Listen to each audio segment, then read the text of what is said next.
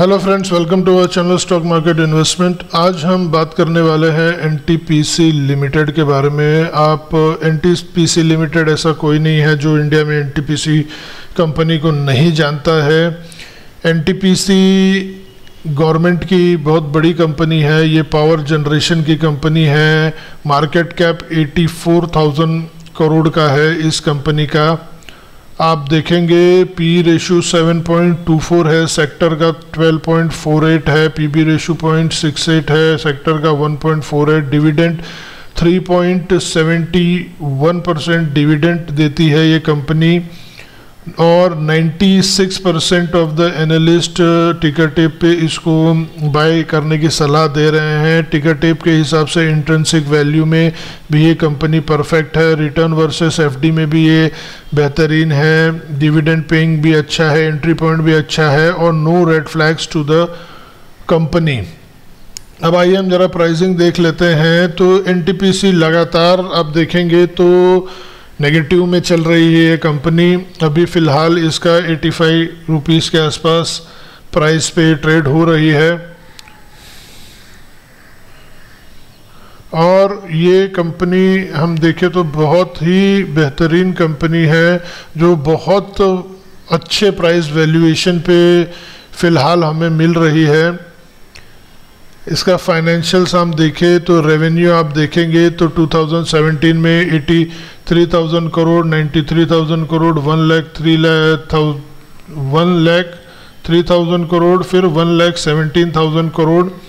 और आप net income भी देखेंगे तो 10,719 करोड़, 17 में, 18 में 10,000, 19 में 13,000 और अब देखेंगे तो 11,600 करोड़, जो कि कोविड और ये सब हम देखें तो उस हिसाब से काफ़ी अच्छा है। अर्निंग पर शेयर भी आप देखेंगे तो 10.83, 10.65, 13.88, 11.72। तो इस लिहाज से कंपनी बहुत ही बेहतरीन बनती है। और एक बहुत बड़ी न्यूज़ है इस कंपनी से निकल के आ रही है, हम आगे वो भी देखेंगे और टेक्निकली भी ये कंपनी को एनालाइज करेंगे कि अगर किसी को एंटर करना है तो हमें क्या प्राइस पे एंटर करना चाहिए और हमें क्या अपने दिमाग में रखना चाहिए कि कौन सा ट्रेलिंग स्टॉप लॉस हमें मेंटेन करना है। आप देखेंगे तो ये कंपनी का 5 इयर्स का हाई रहा है 156 रुपीज़ और लो रहा है 73.2 जो कोविड के वक्त पे हुआ है। और आप देखेंगे तो लगभग ये अपने लो के ही आसपास मिल रहा है, तो ये बहुत एक अच्छा एंट्री पॉइंट हो जाता है। अब आइए हम देखते हैं कि क्या न्यूज़ निकल के आई है एनटीपीसी के बारे में। CLSA जो बहुत बड़ी रेटिंग एजेंसी है उसने एनटीपीसी को टारगेट दिया है 140 रुपीज़ का। ये बहुत बड़ी बात है। एनटीपीसी को CLA ने 140 रुपीज़ का टारगेट दिया है। CLA जैसी बड़ी कंपनी जब टारगेट देती है तो उन्होंने इस पर अपना पूरा रिसर्च और ये सब किया होगा। आप मनी कंट्रोल पे जाके पूरी न्यूज़ को डिटेल में एनालिसिस कर ले सकते हैं। आइए हम अब देखते हैं टेक्निकली क्या एंट्री पॉइंट होना चाहिए इसमें। ये मैंने 2 साल का ग्राफ निकाला है, आप देखेंगे तो फिलहाल ये एक 86-87 रुपीज़ का इसको रेजिस्टेंस है। ये 86-87 निकाल के अगर थोड़ा 1-2 दिन वहाँ अगर सस्टेन करता है तो अगला टारगेट आपको 93 का होगा। और नीचे में हम देखें तो आपको एक 80 रुपीज़ का स्ट्रिक्ट स्टॉप लॉस लगाना है। आप उस पर स्टॉप लॉस लगा सकते हैं, बट अगर किसी का लंबा नज़रिया है तो वो नीचे और इसको एक्यूमुलेट कर सकता है। और आगे चल के आप देखेंगे तो जो नेक्स्ट बहुत कंजर्वेटिव टारगेट 100 रुपीज़ का है, 100 रुपीज़ का अगर ये 100 रुपीज़ क्रॉस करता है तो आप देखेंगे 108.9 इसका अगला टारगेट निकल के आएगा। और मेरे हिसाब से 100 रुपीज़ का टारगेट बहुत इजीली ये कुछ हफ्तों में अटेंड कर लेगा।